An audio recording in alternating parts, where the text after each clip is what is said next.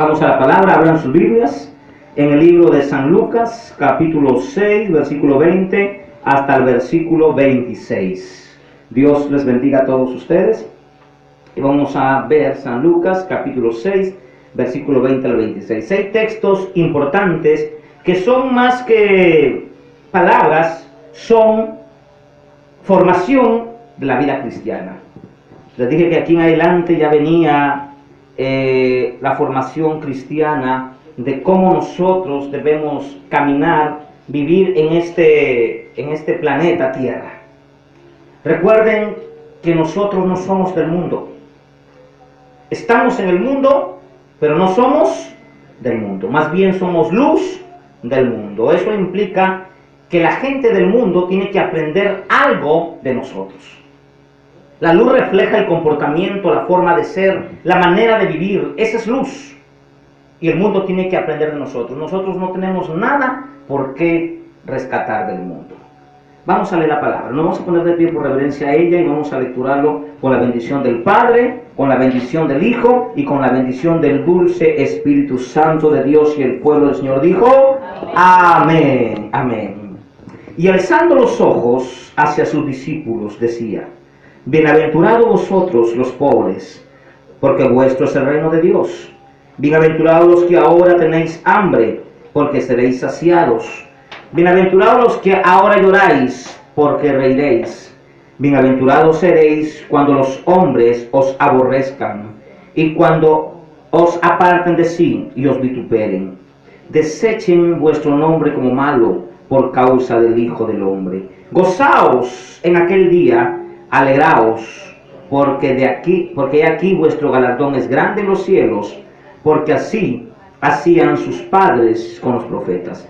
Mas ay de vosotros ricos, porque ya tenéis vuestro consuelo. Ay de vosotros los que ahora estáis saciados, porque tendréis hambre. Ay de vosotros los que ahora reís, porque lamentaréis y lloraréis. Ay de vosotros cuando todos los hombres hablen bien de vosotros, porque así hacían sus padres con los falsos profetas. Amén. Siéntese, siéntese, póngase cómodo.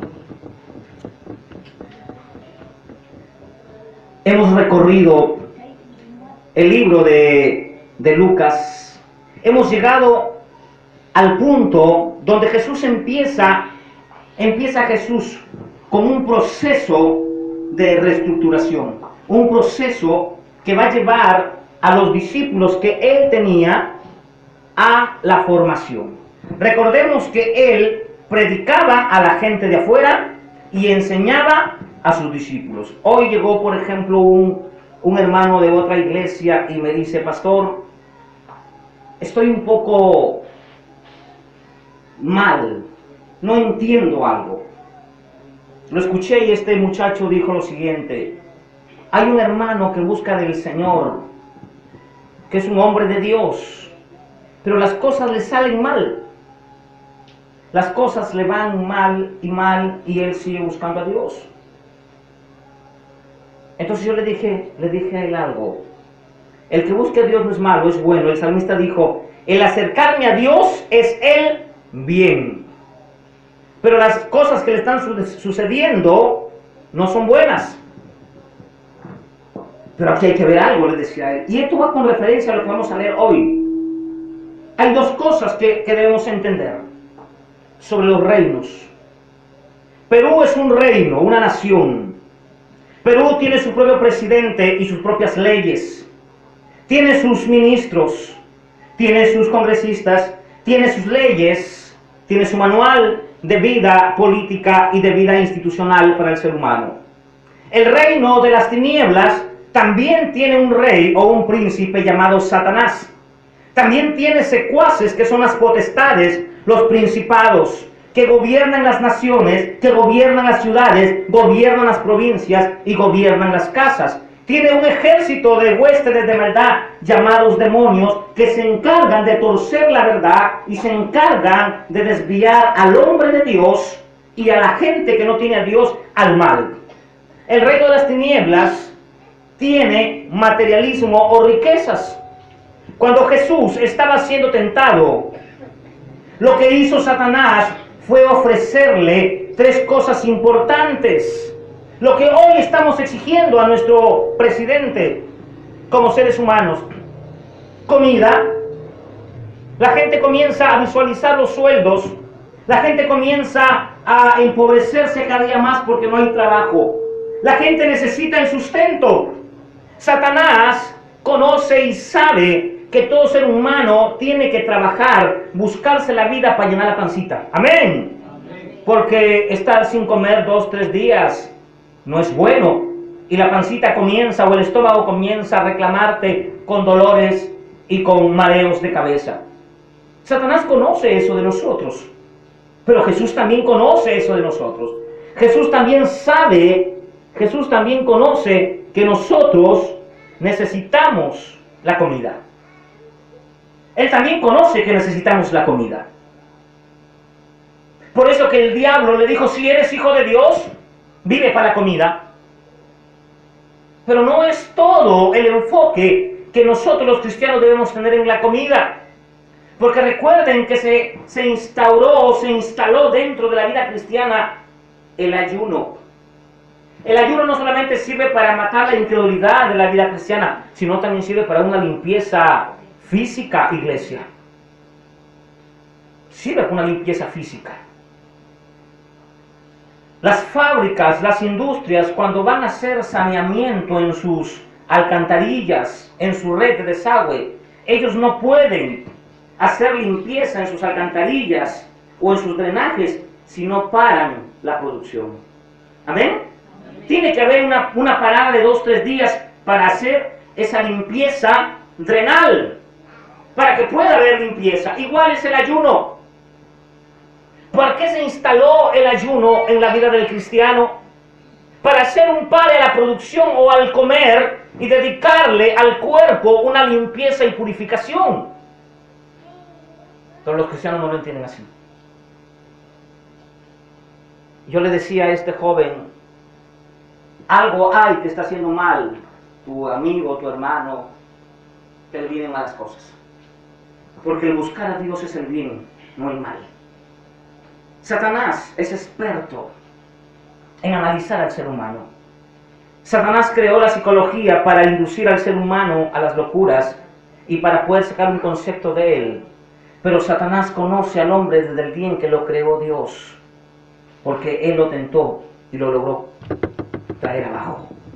Satanás no necesita hacer un test psicológico a un cristiano. Satanás nos conoce nuestras debilidades. Por eso es que el Señor en esta oportunidad habla acerca de las bienaventuranzas, sabiendo que nosotros tenemos 3 enemigos. ¿Por qué a un cristiano las cosas a veces le salen mal?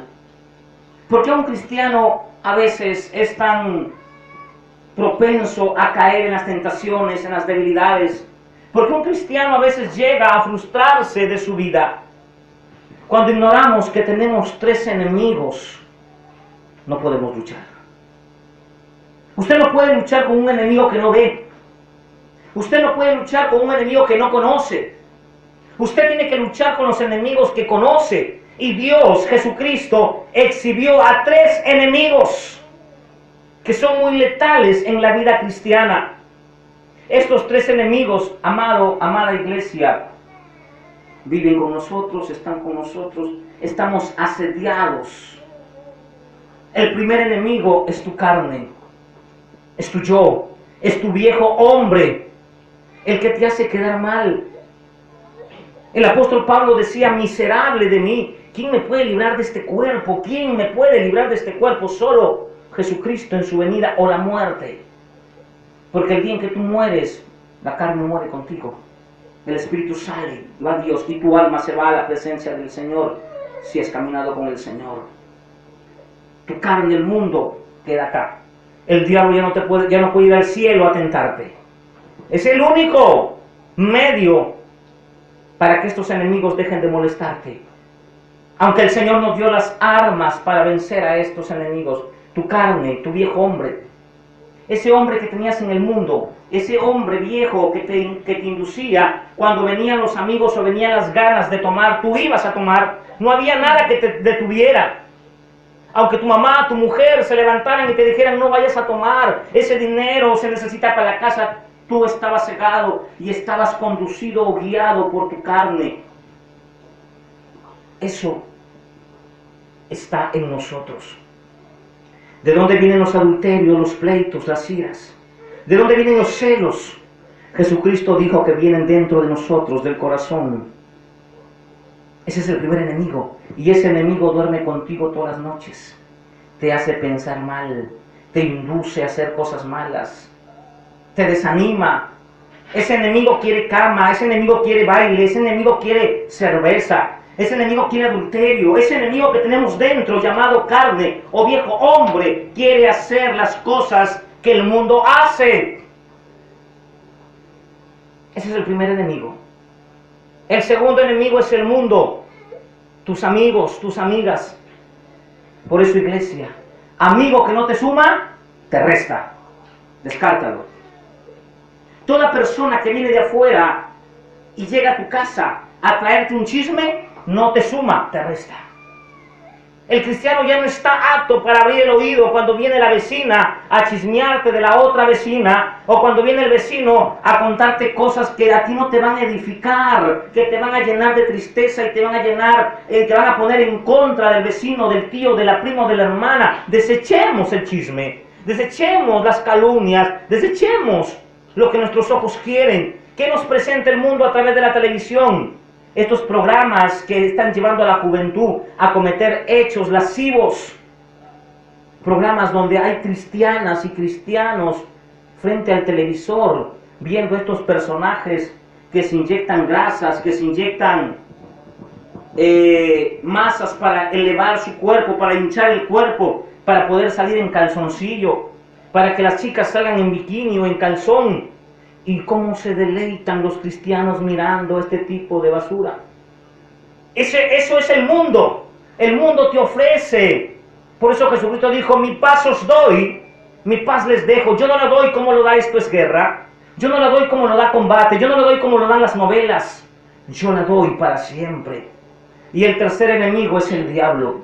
Y el diablo tiene un arsenal de huestes espirituales, como dice Efesios capítulo 6, versículo 12. Que no tenemos lucha contra sangre ni carne. Cuando se levante la esposa a hacerte pleito o el esposo a hacerte pleito, tienes que visualizar que atrás de él o de ella hay un demonio, un espíritu que está induciéndola a que te comience a hacer problemas, a que te comience a impedir a que vayas a la iglesia o a que haga las cosas bien. Lo que tú tienes que hacer antes de contestar y enojarte, irte al cuarto, doblar tu rodilla, Señor, en el nombre de Jesús, reprendo este espíritu del diablo. Así se ganan las batallas, de rodillas. No podemos echarnos a llorar. No es una buena arma el contestar, el enfrentar, empechar al esposo o empechar a la esposa. No es una buena arma el hablar lisuras o malas palabras. Esas armas lo que hacen es dar poder al diablo, poder al enemigo para atacarnos contra nosotros. Nuestra lucha no es contra sangre ni carne, sino contra principados, contra demonios. El mundo, los aires están llenos de demonios que están controlando la mente de mucha gente. Y qué pena que también se está controlando la mente de muchos cristianos. Jesús conoce esto. Por eso que él comienza a decir lo siguiente, y alzando los ojos hacia sus discípulos dijo, bienaventurado. Esta frase, esta palabra, bienaventurado, significa 3 veces feliz. Feliz, feliz, feliz. Pero ¿quién está feliz con lo que ve? Solo el verdadero cristiano.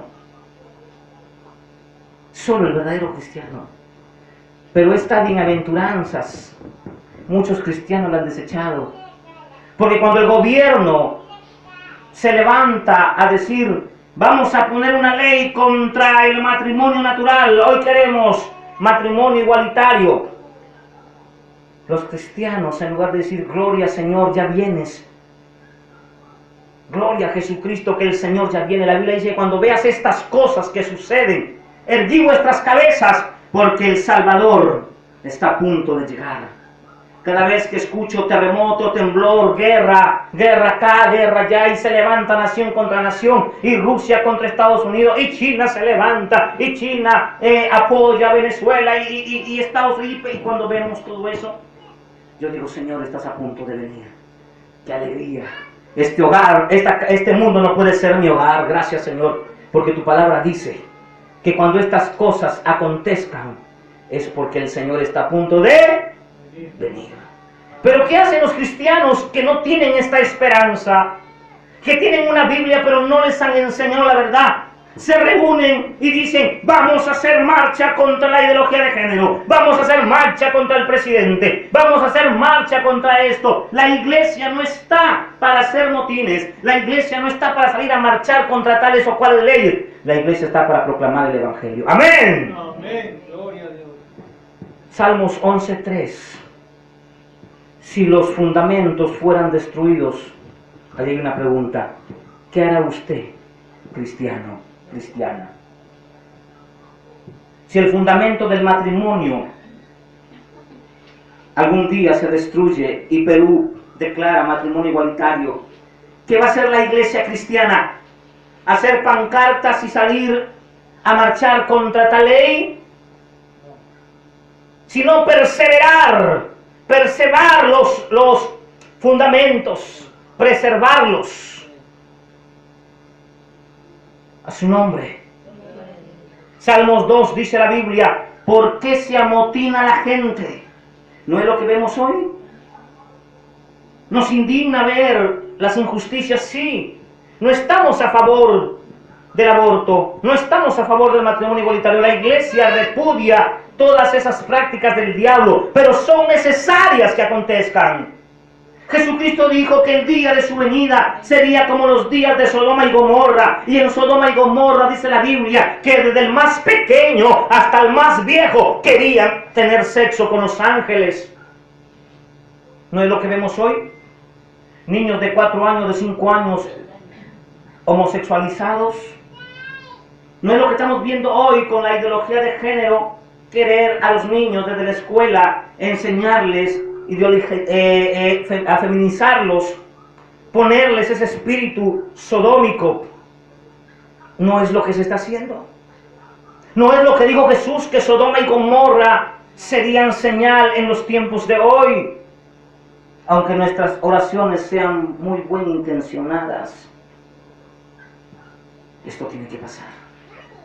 Aunque nuestras oraciones sean con buena intención, orar, Señor, que no pase esto, tiene que pasar. Esa oración no va a ser contestada, iglesia.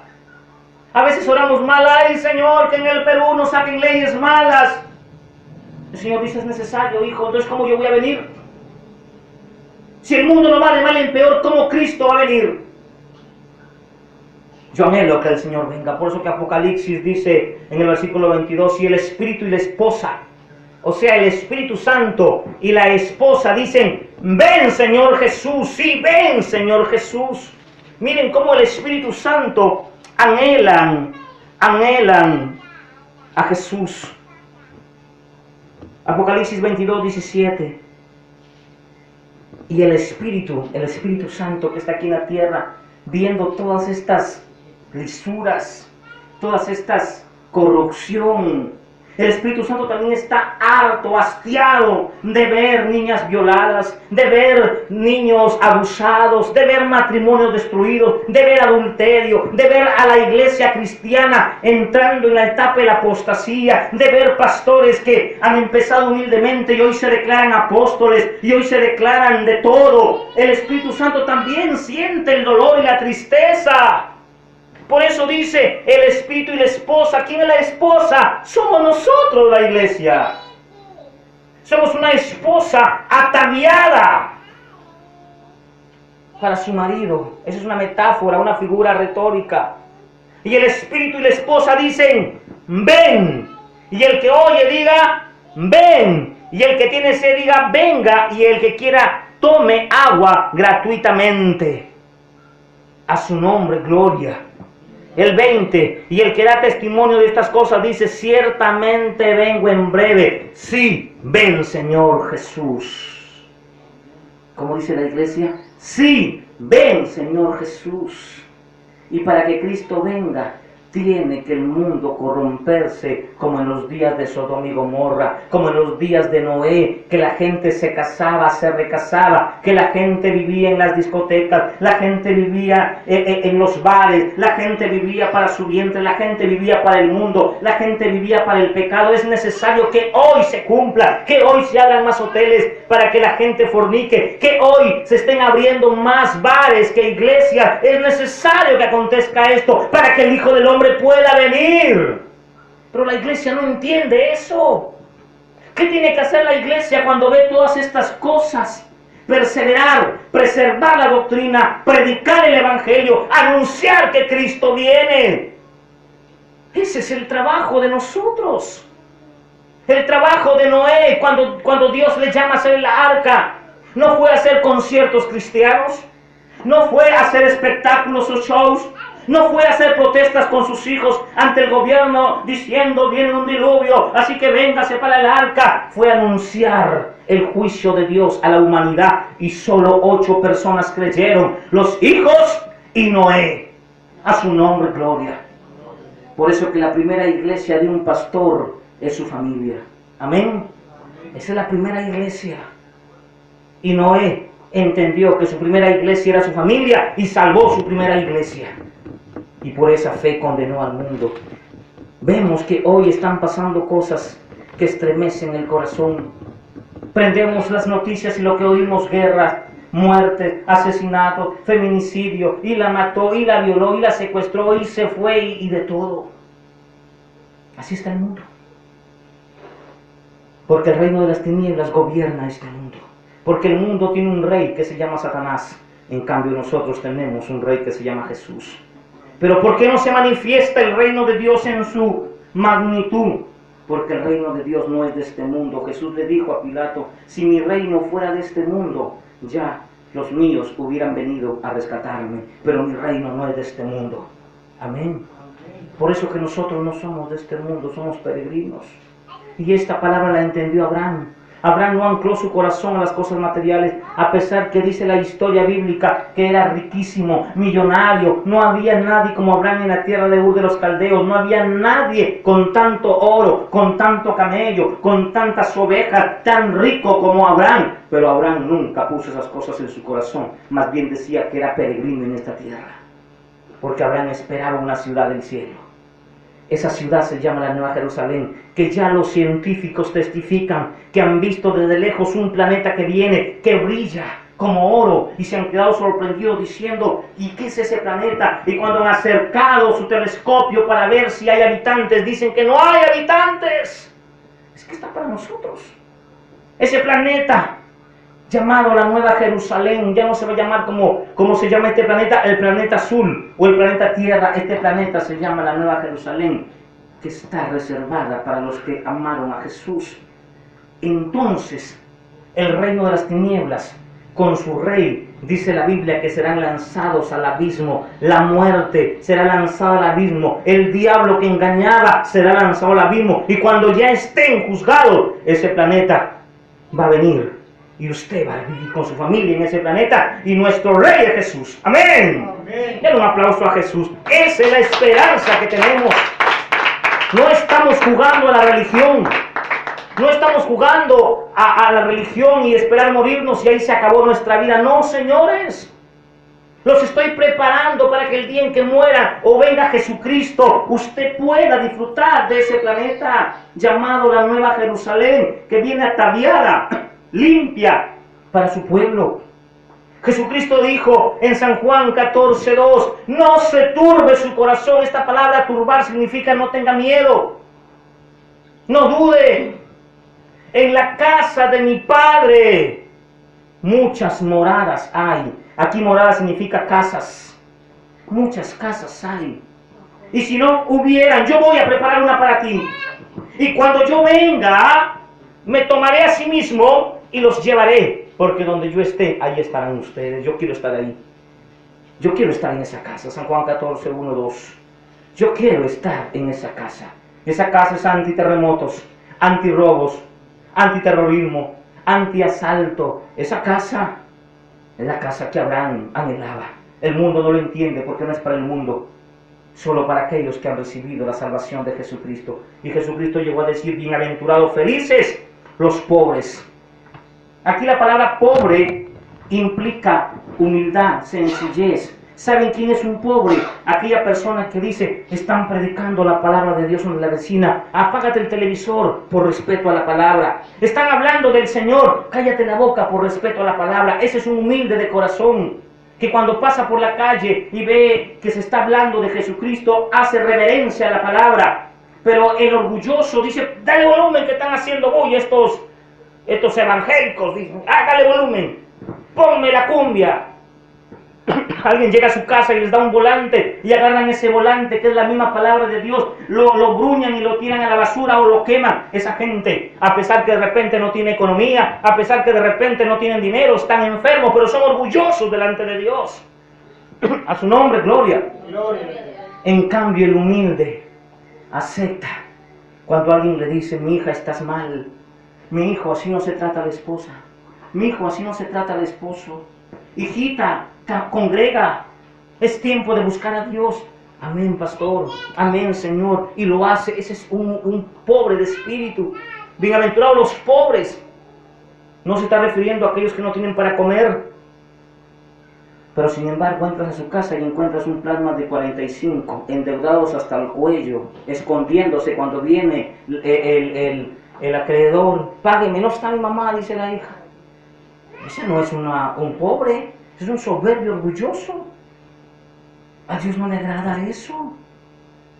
Los pobres de espíritu vienen a la iglesia porque tienen y saben que su alma no se alimenta de panqueque, su alma no se alimenta de pollo a la brasa, su alma no se va a alimentar de hamburguesas, su alma no se alimenta de televisión. Ellos saben que es necesario venir a la iglesia a escuchar esta palabra, porque su alma se alimenta de esto. Para que cuando venga el problema, cuando venga la dificultad, usted pueda permanecer firme y decirle la necesidad, decirle la enfermedad: aunque tú vengas contra mí, por 7 caminos te vas delante de mí. Esa es la fe cuando estás fortalecido de la palabra. Pero hay hermanitos que cuando le viene la enfermedad comienzan a renegar de Dios, comienzan a renegar del Señor. En cambio, el verdadero cristiano viene la enfermedad y aquí está. Hay calor y allí está alabando al Señor. Hay frío y allí está alabando al Señor. Cuando estaba de misionero allá en la sierra de Huánuco, de esos lugares, veía ancianitos, ancianitas que caminaban 3, 4 horas a la iglesia y llegaban ellos ahí cansados, alabando al Señor. Era gente que amaba al Señor, gente que a pesar de la distancia decía: mi Señor está en primer lugar. Pero hoy no hacemos eso. Hoy Jesús se ha convertido en un signo de religión, y ser cristiano es comprarse solo una Biblia. Eso no es ser cristiano es aplicar lo que dice la Biblia. Ser cristiano es buscar donde se abre la palabra. En San Juan capítulo 8 había un grupo de gente que seguía al Señor, y Jesús tuvo que encararlos. Jesús dijo: estos ya no están haciendo las cosas bien. Miren lo que dice la Biblia en San Juan 25. Vamos a leer San Juan 25. San Juan 6, 25. Hallándole él al otro lado, le dijeron: Rabí, ¿cuándo llegaste acá? Te hemos estado buscando. Respondió Jesús y le dijo: de cierto les digo que ustedes me buscan. Sí, ustedes me buscan, vienen a la iglesia no porque habéis visto las señales de la venida del Hijo del Hombre, sino porque comiste pan y os saciaste. ¿Cuánta gente dice: voy a ir a la iglesia para que Dios me sane? Quiero ir a la iglesia para que Dios me prospere. Hay gente que viene a la iglesia porque dice: si voy a la iglesia Dios me va a prosperar. Varón. No, ese no es el propósito de Jesús. El propósito de Jesús primero es salvarte del infierno. Amén. A eso vino Cristo, a librarte del pecado, del diablo, porque no hay nadie en la tierra que con más dinero que tenga, por más bueno que sea o por más malo que sea, merezca la salvación. Tuvo que regalarla a Jesús. Ese es el propósito principal por el cual ha venido por ti y por mí, a salvarte del infierno, porque ni las misas ni los rezos que hagas por tu muerto lo va a sacar del infierno, porque ya no hay purgatorio, hay cielo e infierno. Y Jesús vino a eso. Pero esta gente seguía a Jesús porque Jesús había multiplicado panes por los milagros. Ay, voy para que me sane. Ay, voy para que me prospere. Voy a la iglesia. Así esta gente está. Así hay muchas iglesias donde los pastores les han enseñado a sus congregantes a ser avaros. Hacen pactos para que Dios les prospere. Hazte un pacto de 500 soles y Dios te va a dar 5,000 soles. ¡Ávaro! Buscan a Dios por la comida. Buscan a Dios por la bebida, cuando el propósito de Dios es otro. Cuando la Biblia dice en el libro de Mateo 6:33, primero busquen el reino de Dios y su justicia, y el resto viene añadido. Y piensa esa gente que se va a ir con el Señor, quieren hacer trueque con Dios, quieren a Dios verle la cara y sacarle a Dios plata. No funciona así. Es ahí donde el diablo comienza a intervenir y a engañar a mucha gente. Y esta gente era así. Así que miren lo que dice Jesús en el versículo 64, miren lo que Jesús dice, lo siguiente, de San Juan 6:64. Pero hay algunos de vosotros que no creen. Ya habían visto señales, ya habían visto las profecías que se estaban cumpliendo, que Él era el Hijo de Dios, que Él tenía que morir, y a pesar que Él les había predicado, no creían. A pesar que habían visto señales, no creían. Ellos querían comida, ellos querían lujo, ellos querían dinero, ellos no querían otra cosa si era o no el Hijo de Dios. Y Él dijo, pero hay algunos de vosotros que no creen, porque Jesús sabía desde el principio quiénes eran los que creían y quién había de entregar. Y dijo por esto, os he dicho que ninguno puede venir a mí si no le fue dado por el Padre. Desde entonces, cuando los encaró Jesús, muchos de sus discípulos se descarriaron. Ya no voy a la iglesia. Yo no voy a esa iglesia porque ahí no hablan de prosperidad. Yo quiero una iglesia donde me hablen de que yo quiero ser un próspero, donde yo pueda ser el gerente de mi empresa. Vaya, búsquese a Luis Cornejo, él da consejos de economía. La iglesia no es para eso. La iglesia es para preparar al pueblo de Dios en santidad y en temor para mandarlo al cielo. Pero hoy no se busca a Dios de esa manera. Hoy las iglesias han sido prostituidas por la plata. Un predicador llamado Dante de Gebel dijo que Dios era como una prostituta, que su gracia era como una prostituta. Así como las prostitutas le abren las piernas a cualquiera que viene y trae dinero, así es Dios, le abre las piernas a aquel que hace una buena ofrenda. Dios no está vendiendo la salvación, señores. Dios te la regala porque tú no puedes pagarla. Pero así dijo este hombre impío, juntamente con el otro impío llamado apóstol Maldonado, Guillermo Maldonado. Son gente que sigue a Jesús por el dinero, por la comida. Y miren lo que contesta Jesús. Desde entonces muchos de sus discípulos volvieron atrás y ya no andaban con Él. Dijo entonces Jesús a los 12, ¿quieren ustedes acaso también iros con ellos? ¿Quieren ustedes también irse? Le respondió Simón Pedro y le dijo, Señor, ¿a quién iremos? Señor, ¿a dónde iremos?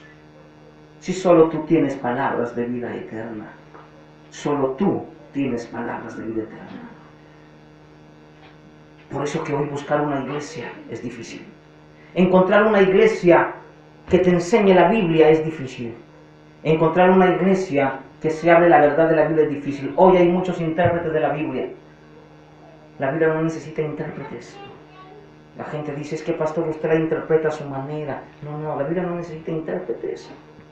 ¿Quién le engañó a usted que hay que interpretarla? La Biblia, dice la Escritura, que es de interpretación abierta, que no necesita que alguien venga y te diga, ven que yo te la voy a enseñar. No, señores. El día en que el Señor nos llame a juicio, el día en que el Señor te llame, te va a decir, venga para acá.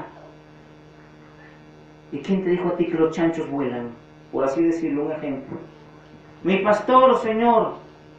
¿Y no leíste en la Biblia si volaban los chanchos? Es que Señor, mi pastor era de Dios, yo sentía que era, ¿cómo que yo sentía que era de Dios? ¿Cuánta gente vive así? Ay, yo siento que es de Dios. No, vaya a la Biblia y vea si verdaderamente es de Dios. Y el Señor te va a decir, ¿y por qué no fuiste? ¿Tenías Biblia? Señor, 5 en toda mi vida. ¿Y no la leíste? Sí. ¿Y no viste que ahí decía que los chanchos andaban? ¿Que eran mamíferos? ¿Que no eran aves? Ay, Señor, es que mi apóstol me dijo. Tu apóstol. A veces le creemos más al apóstol que a lo que dice la Biblia.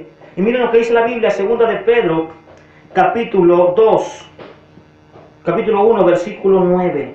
Segunda de Pedro, capítulo 1, versículo 9. Tenemos también, ¿qué tenemos? La palabra profética más segura. Lo tenemos todo. A la cual hacemos bien en estar atentos. Miren, señores, lo que dice la palabra, mis amados hermanos. Tenemos, ¿cuántos tienen la Biblia? ¿Cuántos tienen la Biblia? Amén. Tenemos la Biblia, que es la palabra profética más segura. Segunda de Pedro, capítulo 1, versículo 9. Tenemos también la palabra profética más segura, la cual hacemos bien en estar atentos como una antorcha que alumbra en lugar oscuro, hasta que el día esclarezca y el lucero de la mañana salga en vuestros corazones, entendiendo primero. 2:1. Capítulo 1, versículo 9. Entendiendo primero. Segunda de Pedro, capítulo 1, versículo 19. Ya voy por el 20. 19. Entendiendo primero. ¿Qué debo entender, pastor? En primer lugar, debo entender que ninguna profecía de la Escritura, o sea, de la Biblia, es de interpretación privada. Wow. Si entendemos eso, entonces entendemos todo. Pero ahí salen los religiosos. A ver el Apocalipsis. No, eso es otra cosa, pues. Ya eso se necesita escatología. Hablo de la palabra profética, que es la Biblia, de la venida de Jesús. Y dice, porque nunca la profecía, cuando digo profecía, no estoy hablando a lo que dicen esos, y comienzan y amarra la burra loca y saca la baraca y sama y tanta cosa. Así dice el Señor. ¿Cómo que así dice el Señor? Así dice la Escritura. El don de profecía se manifiesta en el denuedo de la expresión de la palabra de Dios. Cuando aquí se refiere profecía, se está refiriendo a la Escritura, a lo que dijo Pedro, a lo que dijo Juan, a lo que dijo Santiago, a lo que dijo Mateo. Esa es la Escritura. Porque nunca la profecía fue traída por voluntad humana, sino que los santos hombres de Dios hablaron siendo inspirados por el Espíritu Santo. Hay cristianos de 10 años que todavía están esperando ser bautizados por el Espíritu Santo, porque un pastor neófito les metió en la cabeza y le dijo, tienes que pedir el bautizo. 20 años están esperando. Cuando la Biblia a mí me dice, y le dice a usted en Efesios capítulo 4, que hemos sido bautizados. Desde el momento que tú aceptas a Jesús, tú ya eres bautizada con el Espíritu. Pero pastor, pero yo quiero que me ponga una lengua de fuego en la cabeza. Cabezón, eso fue una señal del Pentecostés, en el día de la venida del Espíritu Santo. Efesios 4, vamos a ver qué dice Efesios 4.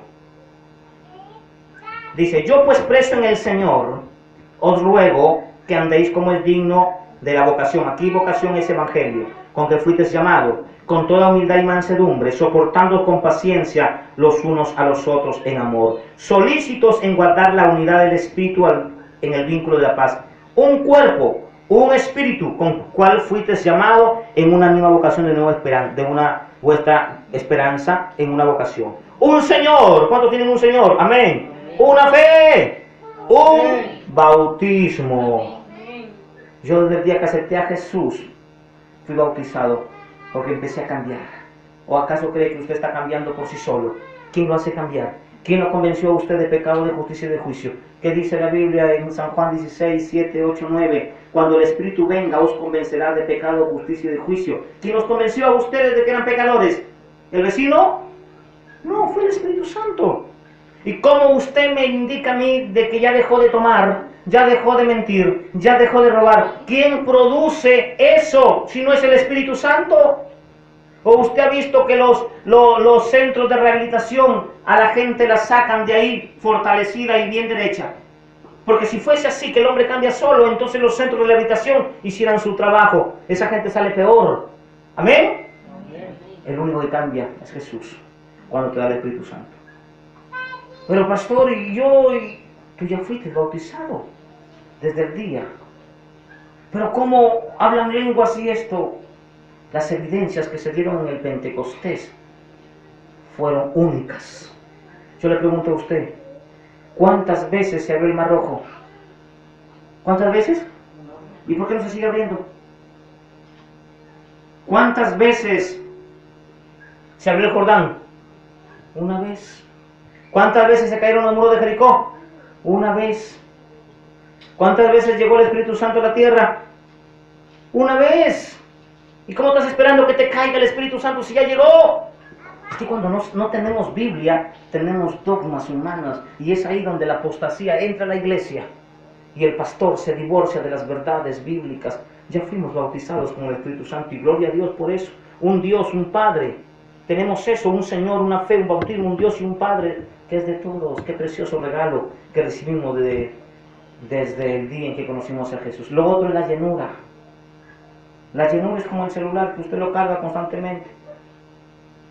Hay que llenarnos del Espíritu Santo y nos llenamos buscándolo, orando, en ayuno, en vigilia, en oración, congregándonos, leyendo la palabra, cantando en el Espíritu, cantando himnos, haciendo coinonía entre hermanos, haciendo obras para el Señor, visitando a los presos, visitando a los enfermos. Cuando hacemos todo ese trabajo, nos vamos llenando del Espíritu Santo. Eso no es el bautizo, esa es la llenura del Espíritu Santo.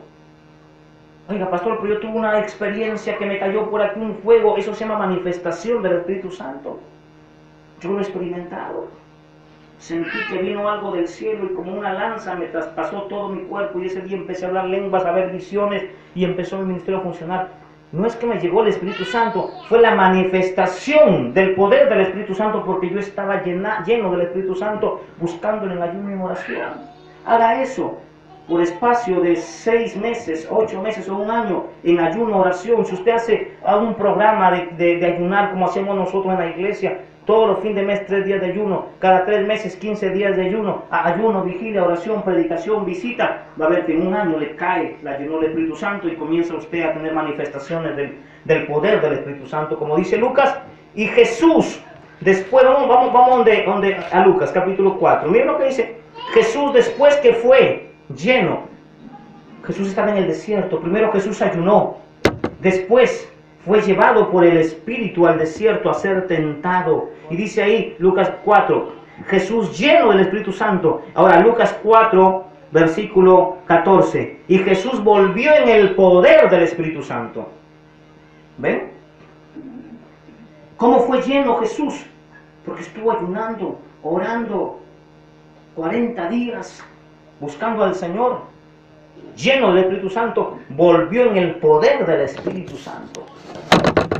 Todo aquel que es pobre de espíritu, que recibe esta palabra que estoy enseñando, va a recibir llenura del Espíritu Santo, poniendo en práctica lo que el Señor establece en su palabra.